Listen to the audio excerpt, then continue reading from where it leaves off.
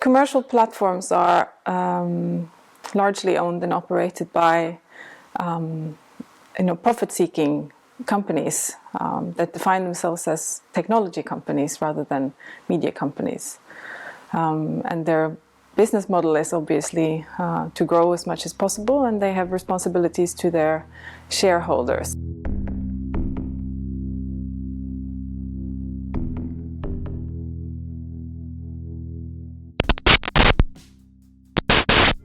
These algorithms were designed with one big goal in mind: keep users scrolling for as long as possible so that they see more targeted ads.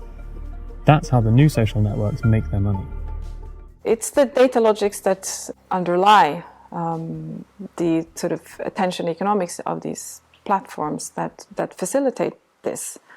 And they're driven by algorithmic processes designed to only sort of increase attention and profit. And as you mentioned earlier, there's really no public service at the base of those data structures. Or, in a sense, it's a new kind of ontology that drives the public conversation. Now it's not based on editorial principles or freedom of expression principles or data protection principles, but it's based on a commercial logic. Les grandes plateformes américaines se sont développées avec une idéologie managériale très spécifique. C'est celle de la nécessité de croissance. L'exemple le plus célèbre, tristement célèbre, c'est celui de Facebook. Facebook qui, pour gagner un grand nombre d'usagers nécessaires pour développer ses revenus publicitaires et son chiffre d'affaires. Donc cette expansion couvre l'Asie, hein, et à travers un certain nombre de stratégies, donc il s'impose par exemple en Birmanie. Hein, et le problème, c'est qu'il s'impose dans un pays dont il ne maîtrise pas forcément les codes. Il ne dispose pas d'un bureau en Birmanie pour comprendre comment est-ce que donc sa plateforme de réseau social va être utilisée dans ce pays. Hein, et résultat, le Facebook est utilisé aussi, hein, pour perpétrer donc un véritable génocide contre les Rohingyas. Donc responsabilité des plateformes, hein, qui se sont développées sans toujours avoir en tête les effets sociaux que cela pouvait avoir, et donc le développement par exemple de la désinformation, de la mésinformation. I would say that the biggest problem with social media, although so much attention is paid to content moderation, fake news, disinformation, propaganda schemes, and also a lot of attention is paid when we're talking about social media to whether and how they can sort of be conducive to the kind of non-polarized society that you're talking about. But on the other hand, what is perhaps much more fundamental when you're talking about social media platforms is surveillance. So essentially all commercial social media platforms are based on surveillance. And what we're seeing now is a complete naturalization of surveillance. As an educator, as a teacher, I speak with people in their early 20s, and it's fascinating but also depressive to see that they couldn't care less, right? Whether they have or not privacy. And that's a very important taboo among legislators, because if you say that terms and conditions don't necessarily mean consent to being monitored by a social media platform, which absolutely is the case. So what will happen to those companies? What will happen to Google? What will happen to Facebook? What will happen to Amazon? You have the largest or the richest element, or one of the richest elements of the global economy is based on something that is, at the end of the day, illegal. right? It's not illegal, not superficially illegal. It has all the aspects of legality. It appears to be according to the law, but it betrays the spirit of the law, which is the protection of privacy, and it does so because companies have an immense power over us. It seems to me that it is crucial to always have some vision, some set of expectations about how things could be different.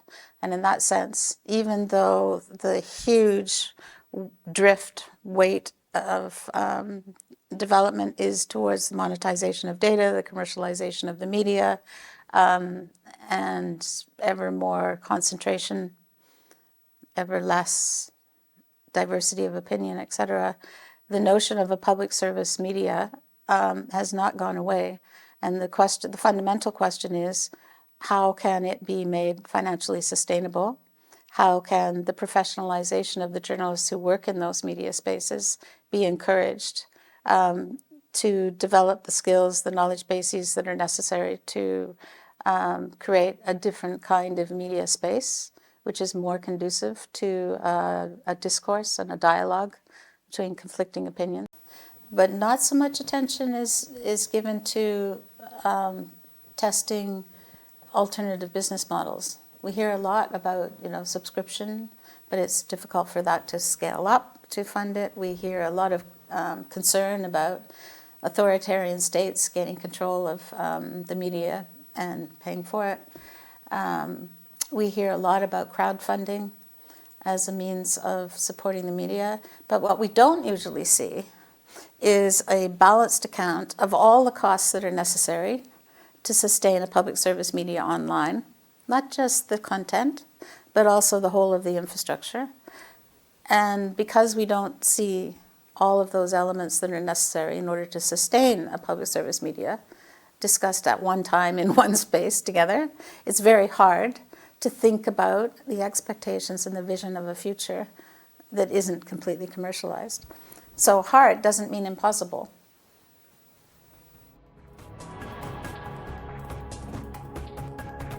Now we're working to sort of map the Norwegian digital communications infrastructure. So not just looking at platforms, but also kind of the baseline structures below that, who owns, the data centers, internet exchange points and content delivery networks, and who controls the broadband spectrum and the mobile broadband, and how it sort of connects between the backbone structures and the access structures.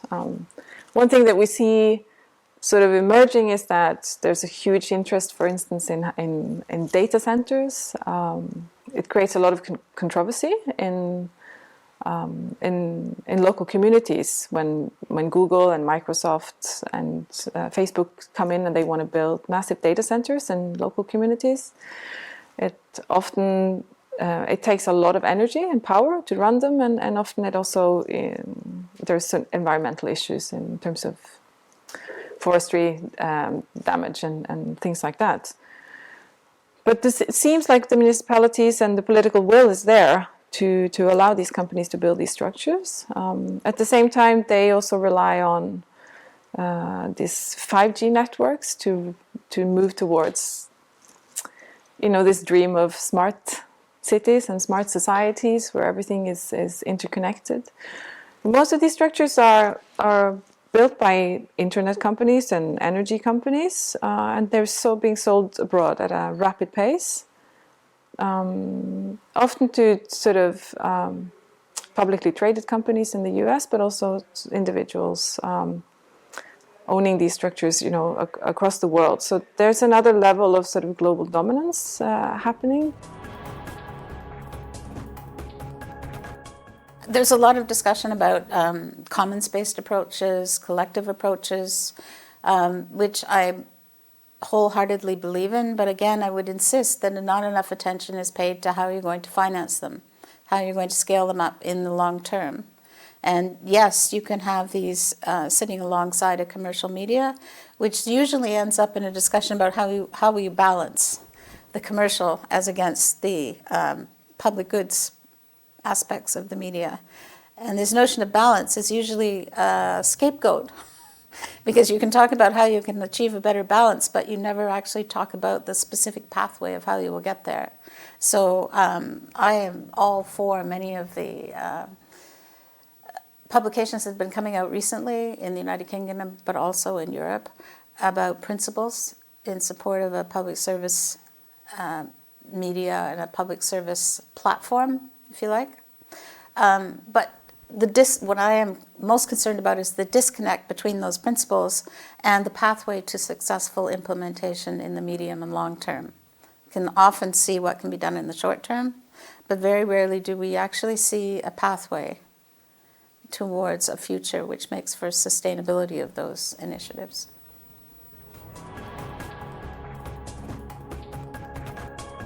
It's really worth considering the concept of middleware, which is proposed and kind of argued by Francis Fukuyama recently. And in a nutshell, it basically says, even if we have a pretty straightforward monopoly in distribution with, search and social media as it is, if we have in between those tech companies and the actual consumer a layer of middleware, so this means tools, plug-ins, software in a variety that allows us to access these services and have a choice of different tools and instruments to help us access different types of content and services. This could actually be a more practical and also promising approach. Despite the relative hopefulness of moves towards introducing much more stringent European legislation like the Digital Services Act or the Digital Markets Act, and efforts basically to regulate the online media, which will make a difference, I think it's like moving the deck chairs around on the Titanic, because none of it really fundamentally addresses the underlying business models of these platforms. And as long as it is believed that it is right and proper to commercialize data, not just generated through transactions, buying and selling online, but provided by users, then tinkering, moving the deck chairs around, because the primary objective of the platforms, even if there's a lot of smaller ones all operating according to that business model, is to make money and not to pay attention to other values.